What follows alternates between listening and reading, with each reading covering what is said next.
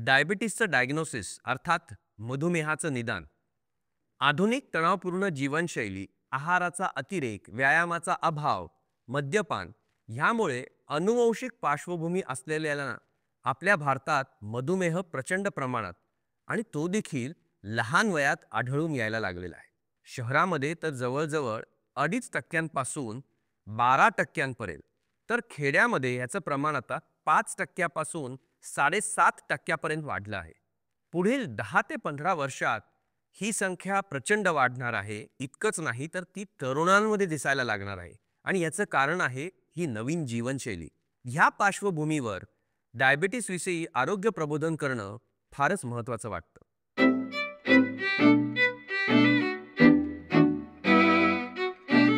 खरं तर डायबिटीस कोणालाही होऊ शकतो.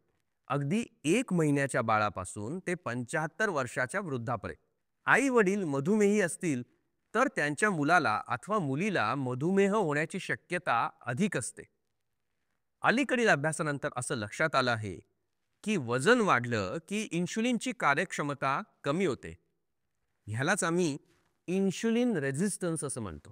ह्याशिवाय पॅन्क्रियाजमधील बीटा पेशींच्या ऑटोइम्युन इन्फेक्शननी सुद्धा कधी कधी बीटा सेल्सचा नाश होतो. अतिसूक्ष्म व्हायरसमुळे सुद्धा पॅन्क्रियाजला आलेली सूज, गर्भाचं कुपोषण ही डायबिटीस होण्याची इतर कारणं आहेत. आधुनिक जीवन पद्धतीतील काही विशिष्ट बाबींचा विचार हमखास व्हायलाच हवा असं मला वाटतं. तणाव, स्पर्धा, सुखासीन वृत्ती, प्रोसेस्ड फूड, व्यायामाचा अभाव, मद्यपानासारखी व्यसनं, आहारातील बदल, विशेषतः नैसर्गिक पोषक तत्वांची त्रुटी आणि अनैसर्गिक आहार ह्या सगळ्यांमुळे एक्सेसिव्ह कॅलरीजचं इंटेक खूप वाढलेलं आहे आणि त्याच्यामुळे आपल्या शरीराची फॅट किंवा चरबी वाढत आहे. त्याशिवाय बैठं काम, TV, refrigerator, mixer, grinder, scooter, car ह्या गोष्टी मानवी निष्क्रियतेला खतपाणीच घालतायत. मैदानी खेळ आणि व्यायामाचा अभाव हा देखील स्थूलपणा वाढण्यास कारणीभूत होतो आहे. पूर्वी मी म्हटल्याप्रमाणे ढेरी जेवढी मोठी तेवढी आयुष्याची दोरी छोटी. कमर जितनी बडी उमर उतनी कम हे वाक्य डायबिटीसच्या बाबतीत 100% खरं आहे. आणि ह्यामुळेच डायबिटीस बरोबर blood pressure, heart disease, gallstones, joint pain ह्या मेटाबॉलिक सिंड्रोम सारख्या डिसीजेस होतात. आपण जगण्यासाठी खायला हवं, खाण्यासाठी जगू नये हे फार मोलाचं तत्व सर्वांनीच पाळायला पाहिजे. म्हणूनच डायबिटीस ह्या आजाराच्या लक्षणांचा वेध घेणं महत्त्वाचं असतं. खरं तर अलीकडे ह्या व्याधीविषयी इतकं प्रबोधन झालं आहे की रोगनिदान करण्यासाठी सामान्य लोक आपणहून पुढे येत आहेत. खूप तहान लागणं, खूप सपाटून भूक लागणं आणि वारंवार लघवीला जावं लागणं ही तर सर्वांना माहीत असलेली डायबिटीसची सर्वसामान्य लक्षणं. डायबिटीसचं सर्वात महत्त्वाचं लक्षण म्हणजे अकारण थकवा, निरुत्साह. आपण व्यवस्थित भरपूर जेवण घेऊनही काम करायला वाटणारा निरुत्साह हे डायबिटीससाठी न पडणारं एक कोडं आहे. याशिवाय वारंवार लघवीला जावं वाटणं आणि तेही रात्री झोप मोडून लघवीला उठावं वाटणं हे त्रासदायक वाटतं. काय होतं, अशी झोप मोडल्यामुळे दुसऱ्या दिवशी अकारण कामाच्या वेळी झोप येते. मग लघवी वाटे भरपूर पाणी झाल्यामुळे खूप तहान लागते, घशाला कोरड पडते. अनेक मधुमेही पेशंट्स प्रथम स्थूल असतात, त्यांचं वजन जास्त असतं, पण अचानक त्यांचं झपाट्यानं वजन कमी झाल्याची तक्रार ते करतात. भरपूर खाऊन पिऊन देखील जर वजनात घट होत असेल तर हे एकतर डायबिटीस किंवा कॅन्सरचं महत्त्वाचं लक्षण असू शकतं. डायबिटीस पेशंटनी त्यांची प्रतिकारशक्ती कमी झालेली त्यांना दिसून येते. मग त्वचेवर इन्फेक्शन्स किंवा फोड येणं, युरिनरी इन्फेक्शन्स होणं, सिस्टायटिस, पायलायटिस किंवा शूच्या ठिकाणी इन्फेक्शन असे आजारही डायबिटिक पेशंट्स किंवा अनकंट्रोल्ड शुगर दाखवतात. स्वतःच्या प्रायव्हेट पार्ट्सना सतत सुटणारी खाज, शिस्नदाह ही लक्षणं पण डायबिटीसमध्ये दिसतात. जांघाच्या आतील बाजूस होणारं फंगल इन्फेक्शन, पोटावर, काखेत रिंगवर्म नावाचं इन्फेक्शन ही डायबिटीसची लक्षणं असू शकतात. तरुण मधुमेही पुरुष त्यांच्यामध्ये असलेली लैंगिक अनासक्ती आणि लैंगिक दौर्बल्याची तक्रार करतात. अनेक वेळा डोळे, किडनीज नर्वस सिस्टीम ह्या आजारात मधुमेह असल्याचे लक्षात येते. चष्म्याचा नंबर वारंवार बदलणं, काचबिंदू, मोतीबिंदू हे पण डायबिटीसना त्रासदायक असतात. हातापायाला मुंग्या येणं, हात बधीर होणं, हातपायांना चटके बसल्यासारखं वाटणं हे डायबेटिक न्यूरायटिसची चिन्ह आहेत. मधुमेही स्त्रियांना होणारी मुलं जन्मजातच अधिक वजनदार असतात. रात्रीच्या वेळी पातळ परसाकड होणं, भोवळ येणं, पोट फुगल्यासारखं वाटणं, आंबट उलटून येणं ही ऑटोनॉमिक न्यूरोपॅथीची लक्षणं आहेत.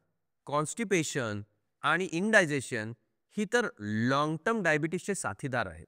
अशा वेळेला फक्त शुगर कंट्रोल केलं की लक्षणं बरी होऊ शकतात. विनाकारण घाम येणं, पायाला गोळे येणं अशा अनेक बाबी मधुमेही व्यक्तीला त्रास देतात. यांचं निदान करून उपचार करणं आता सहज साध्य आहे. अशा प्रसंगी आपल्या डॉक्टरांचा सल्ला घ्यावा हेच शहाणपणाचं ठरतं. मधुमेहाचे अनेक प्रकार आहेत. तरुण वयातील मधुमेह, प्रौढावस्थेतील मधुमेह, गरोदरपणीचा मधुमेह, सुप्त मधुमेह, सेकंडरी मधुमेह, इन्शुलिन वर अवलंबून असलेला मधुमेह अशा अनेक प्रकारच्या मधुमेहांचं सुबद्ध नियोजन करण्यासाठी प्रयोगशाळेची आपल्याला मदत घ्यायला लागते. याशिवाय डायबिटीसमुळे होणारे हार्टचे प्रॉब्लेम्स, किडनीचे प्रॉब्लेम्स, सर्क्युलेटरी सिस्टीमचे प्रॉब्लेम्स, नर्वस सिस्टीमचे प्रॉब्लेम्स, डोळ्यांचे प्रॉब्लेम्स, ब्लड प्रेशरचे प्रॉब्लेम्स या सगळ्यांचं नुकसान मोजमाप करणं हे याच्यात महत्त्वाचं असतं. म्हणूनच मधुमेह तज्ज्ञ डॉक्टरांचा सुसज्ज विश्वसनीय प्रयोगशाळेवर खूप भर असतो. मधुमेहाचं निदान करणं हे अत्यंत सोपं आहे. पण मधुमेहाचा संशय आल्यास लघवीमध्ये ग्लुकोजचं अस्तित्व पाहणं निदान करण्यास उपयोगी पडतं. उपाशीपोटी आणि जेवणानंतर 2 तासांनी रक्तातील साखरेचं प्रमाण पाहणं महत्त्वाचं असतं. डायबिटिक पेशंट्समध्ये उपाशीपोटी 110 आणि जेवल्यानंतर 2 तासांनी 140 पेक्षा जर शुगर जास्त असेल किंवा केव्हाही रँडम केलेली शुगर 200 मिलीग्रॅमपेक्षा जास्त असेल तर मधुमेह निश्चित आहे असं समजायला हरकत नाही. मधुमेहींच्या गंभीर अवस्थेमध्ये त्यांच्या लघवीत ॲसिटोन लक्षात येतं. किडनीच्या इन्फेक्शन्सचं प्रमाण डायबिटिक व्यक्तींमध्ये खूपच जास्त असतं. त्यासाठी मायक्रोस्कोपीखाली युरिन तपासणं, युरिन कल्चर सेन्सिटिव्हिटी ही करायला लागू शकते. त्याशिवाय डायबिटीसमुळे होणारे विविध अवयवांची हानी पाहण्यासाठी ECG, lipid profile, blood urea, blood creatinine, डोळ्यांची तपासणी, एक्स-रे, सोनोग्राफी आणि इतर प्रयोगशालेय तपासण्या मधुमेहाच्या उपचारात महत्त्वाच्या असतात. काही तपासण्या प्रत्येक महिन्याला तर काही तपासण्या वर्षातनं एकदा करायला लागतात.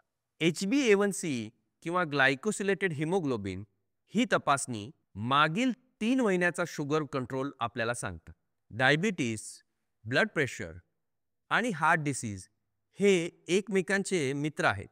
हार्टला होणारा रक्तपुरवठा जर कमी होत असेल तर stress taste, 2D eco, angiography या चाचण्या सुद्धा करायची गरज डायबिटिक पेशंट्समध्ये भासू शकते. त्याने आपल्याला निदान लवकर होऊ शकतं. डायबिटिक पेशंट्सनी वर्षातनं एकदा तरी डोळे, पाय तपासून घ्यायला हवेत. रेटायनोपॅथीचं निदान, कॅटरॅक्टचं निदान ह्यामुळे लवकर होतं. पेरिफेरल न्यूरोपॅथीचं निदान ह्याच्यामुळे लवकर होतं.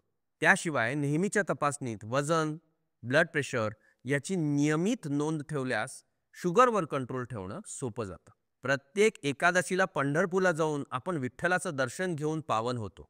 तसंच प्रत्येक महिन्याला डॉक्टरला भेटून तपासणी करून आपला डायबिटीस कंट्रोलमध्ये आहे का नाही हे पाहणं रुग्णाच्याच हिताचं असतं हे लक्षात घ्यायला हवं बरं का.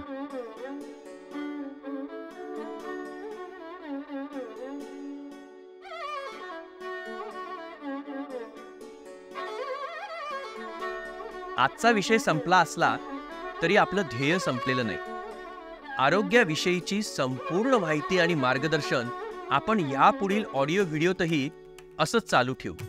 ह्या पुस्तकाची पूर्ण लिंक सोबत शेअर करत आहोत. तुम्हाला हा प्रयत्न आवडला असेल तर ह्याची लिंक शेअर करा, सबस्क्राईब करा आणि निरोगी आयुष्याची तुमची वाटचाल अशीच कायम चालू ठेवा.